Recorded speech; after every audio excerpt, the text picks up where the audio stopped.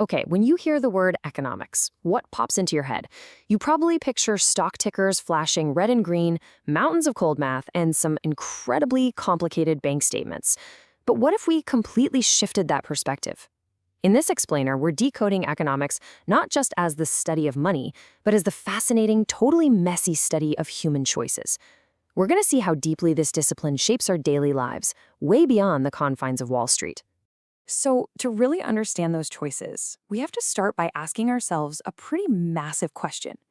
Are we just studying money here, or are we actually studying human survival? Because at its heart, economic theory isn't about hoarding cash. It's about how we navigate a world of absolute limits. It's the study of how societies creatively manage production, distribution, and consumption just to keep humanity moving forward when our resources are, quite frankly, incredibly tight. That brings us to Section 1, the mechanics of demand. Or, simply put, why you buy what you buy. Let's start with your immediate, everyday reality as a consumer. Demand is the underlying pulse that actually dictates market prices. But notice the absolutely crucial nuance here. It requires being both willing and able to purchase. Listen, I might be incredibly willing to buy a Ferrari tomorrow, but without the financial resources, my sheer desire doesn't translate into actual economic demand. It literally only matters to the market when your desire is backed up by your wallet. And this perfectly illustrates the law of demand. Think of it like a behavioral seesaw. Assuming all else is equal, when prices surge, shopping carts empty out.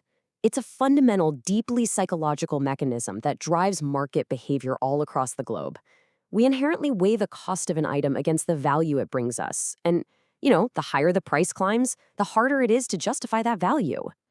Moving right along to Section 2, Scarcity, the core problem, why you can't have everything. We only care about demand because our resources are fundamentally finite. The entire bedrock of economics rests on this massive, unyielding paradox. Human wants are basically unlimited, but the resources to fulfill them, things like time, energy, raw materials, are strictly scarce. We are forever balancing our endless desires against these harsh realities. Every single economic problem, whether it's a personal budget or a global crisis, stems from this exact tension. To put that into perspective, picture a farmer weighing which crop to plant with a strictly limited water supply. You just can't plant both corn and wheat if you only have enough water for one. And honestly, that farmer represents all of us. Whether it's a government deciding between funding healthcare or building new infrastructure, or even just you deciding whether to spend your Saturday working for extra cash or relaxing with friends, scarcity forces our hand. Choices have to be made. This brings us to managerial economics, which focuses specifically on a really fascinating three-step cycle. It all starts with our raw human wants.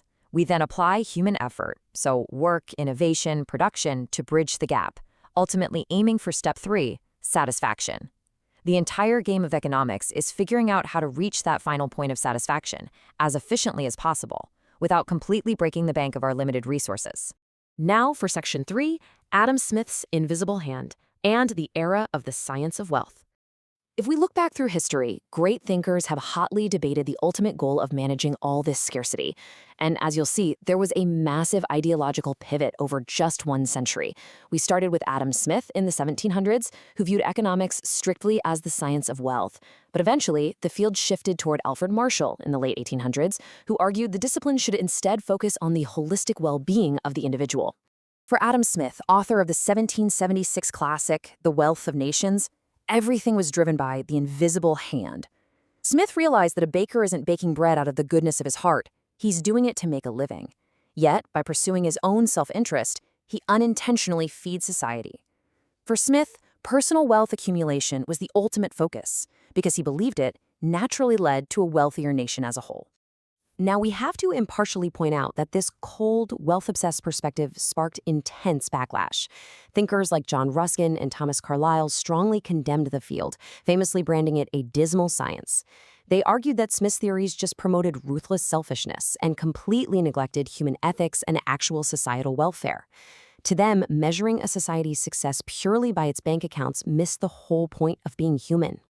Which brings us to Section 4, Alfred Marshall and welfare, the ordinary business of life.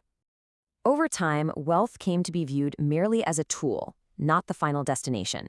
And this set the perfect stage for Alfred Marshall to completely reframe the discipline in 1890. He declared that economics is, quote, the study of mankind in the ordinary business of life. He basically dragged the focus away from abstract national wealth and placed it firmly on the everyday economic well-being and the actual actions of real people. To do this, Marshall drew a pretty hard line in the sand. He separated tangible, material things, like books, clothing, or rice, from immaterial things, like human skills, ideas, or services. Marshall insisted that economics should focus strictly on the tangible goods that humans acquire and utilize to build a better life. He wanted something concrete that could actually be measured to determine if society was, improving. But of course, Marshall got pushback too. By focusing only on material goods, critics pointed out that he completely ignored the immaterial services provided by doctors or teachers, which obviously boost societal welfare tremendously. They also noted a glaring paradox. Items like liquor generate massive economic activity, yet they actively harm societal welfare. It exposed a huge flaw in the theory. The concept of welfare itself is incredibly subjective. And that subjectivity is vital to remember. What makes you happy might be completely different from what makes someone halfway across the globe happy. True welfare encompasses your happiness and living conditions, which are shaped by way more than just the money in your bank account or the physical goods you own. They're woven deeply into our political freedoms, our social bonds, our health, and our cultural richness. So here is the big question I want to leave you with. If true welfare relies on so many intangible, totally unquantifiable human elements, how do we realistically measure the wealth of a successful modern society? The next time you analyze a market or even just check out at the grocery store, ask yourself, are we just tracking the movement of money, or are we attempting the impossible task of measuring human happiness? Keep exploring.